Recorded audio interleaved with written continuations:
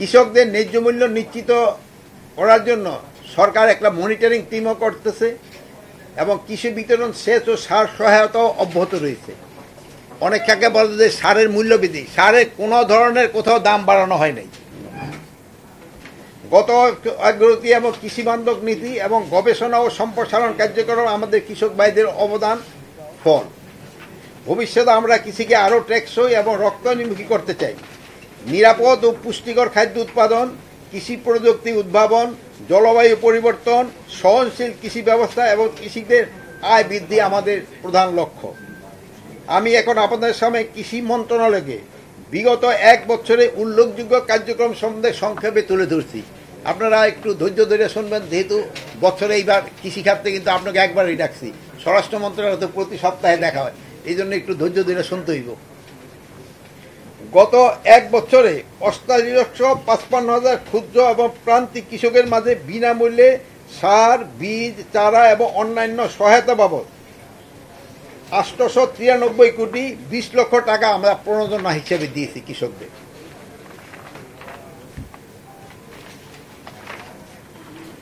(2024-25) অর্থ বছরে আমন 165 লক্ষ মেট্রিক টন, আউশ 27 লক্ষ মেট্রিক টন, বোরো 226 লক্ষ মেট্রিক টন, মোট 419 লক্ষ মেট্রিক টন উৎপাদন হয়েছে। এর মধ্যে ফ্র্যাকশন আমি লক্ষ্য এগুলি বলি নাই, ফ্র্যাকশনটা।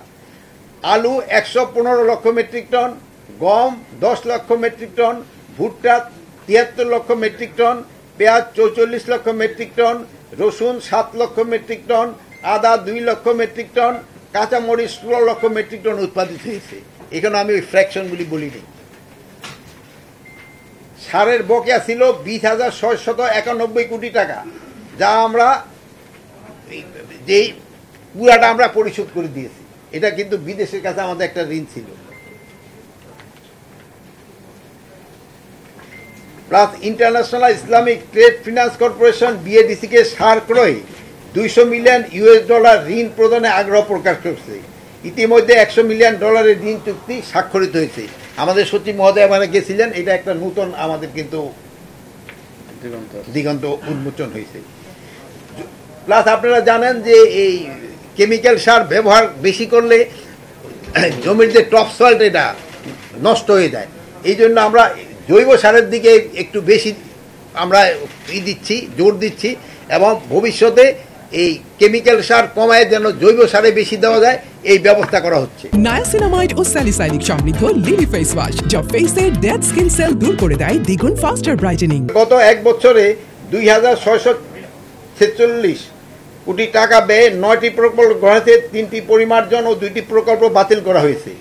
এই যে অনেকগুলি প্রকল্প আমরা নিচ্ছি, আবার আমরা কিছু প্রকল্প যেটা আমরা বলছি যে এই মুহূর্তে আমাকে দরকার নেই, ওইগুলি আমরা কিছু কিছু প্রকল্প কিন্তু বাদও করে দিচ্ছি। শাক সবজি সংগ্রহের জন্য 100 মিনি কোল্ড স্টোর আপনাকে আমরা বলছিলাম, এই পর্যন্ত মনে হয় 24টা হয়ে গেছে। আমরা ওই অক্টোবরের আগে আমরা মনে হয় 100 মিনি কোল্ড স্টোর হয়ে যাবে এবং আরও আবার আমরা একটা নতুন একটা প্রজেক্ট নিচ্ছি শাক সবজি সংরক্ষণ করার জন্য। আর প্লাস আমরা এয়ার ফ্লো মেশিন এবং আলুর জন্য বিশেষ ঘর, এগুলি আমরা কিন্তু ব্যবস্থা করতেছি। 8,000 তো হয়েছে এয়ার ফ্লো মেশিন। যেহেতু কৃষকরা আলুর দাম পাচ্ছে না, এই জন্য আমরা এই কোল্ড স্টোরে হিমাগার গেটে কিন্তু 22 টাকা করে আমরা নির্ধারণ করে দিয়েছিলাম এবং কৃষকদের থেকে 50,000 মেট্রিক টন আলু আমরা ক্রয় করব। বাট এই ব্যবস্থাটা নেওয়ার পরেও কিন্তু আলুর দামে ওইরকম কোনো হেরফের হয় নাই। তো আমরা চাচ্ছি যে আলুর দামটা আরেকটু বাড়লে কৃষকরা কিছুটা উপকৃত হবে। আমাদের বিভিন্ন উন্নয়ন সহযোগীর সাথে 4টা MOU স্বাক্ষরিত হয়েছে।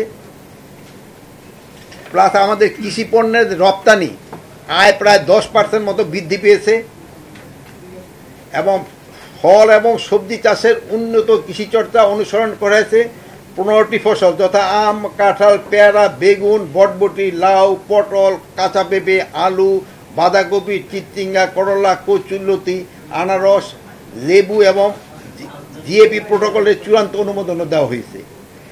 দেশে উৎপাদিত আঁশ তুলা কৃষিপণ্য হিসাবে আমরা কিন্তু ডিক্লেয়ার করেছি। পরিবেশ রক্ষায় আকাশমণি ইউক্যালিপটাস চারাগুলি কিন্তু ধ্বংস করে দেওয়া হয়েছে। যে আপনারা এটার ক্ষেত্রে খুবই সহযোগিতা করছেন, ইউক্লিপটাস এবং এই যে কি বলে আকাশমণি, যে এইগুলি যে পরিবেশের জন্য ক্ষতিকর, এগুলি যেন আস্তে আস্তে উঠে যায়। আমাকে সচিবালয়ের ভিতরে দেখবেন ইউক্লিপটাস আছে, তারপরে আমাদের যে ওসমানী উদ্যানের দেখবেন লাইন ধরে ইউক্লিপটাস লাগানো। এটা একবার ফেজ আউট হয়ে গেলে এখানে আর নতুন কোনো এই চারা আসবে না। টেকসই আধুনিক কৃষি ও সবার জন্য পুষ্টি খাবার নিশ্চিতে কৃষি উন্নয়নের রূপরেখা পরিকল্পনা 2025 থেকে 2050 তৈরি করা হয়েছে। বিনা বাড়ি বিআরসি উদ্ভাবিত বিভিন্ন ফসলের জাত কৃষকদের হাতে সময় মতো পৌঁছানো হয়েছে। নতুন বীজ উদ্ভাবনের জন্য দ্রুত মাঠে পৌঁছাতে সমন্বিত বীজ ব্যবস্থা পরিকল্পনা ব্যবস্থা নেওয়া হয়েছে। দেশে প্রতিটি ভূমি মৌজাকে ডাটাবেজের আওতায় এনে সার, বীজ, বালাইনাশক, সেচ এবং ফসলের বৈচিত্র্য, আবহাওয়া ও রোগ ও বালাইনাশক কৃষি সংশ্লিষ্ট সকল তথ্য সন্নিবেশিত করে একটি মোবাইল অ্যাপস, খামারি অ্যাপস কিন্তু চালু করা হয়েছে। আপনারা জানেন এই খামারি ব্যবসা নিয়ে ওখানে ধরলে ওই জমিতে কি ফসল ভালো হবে এবং কি পরিমাণ সার লাগবে ওটা ওই খামারি অ্যাপের মাধ্যমে তারা জানতে পারবে।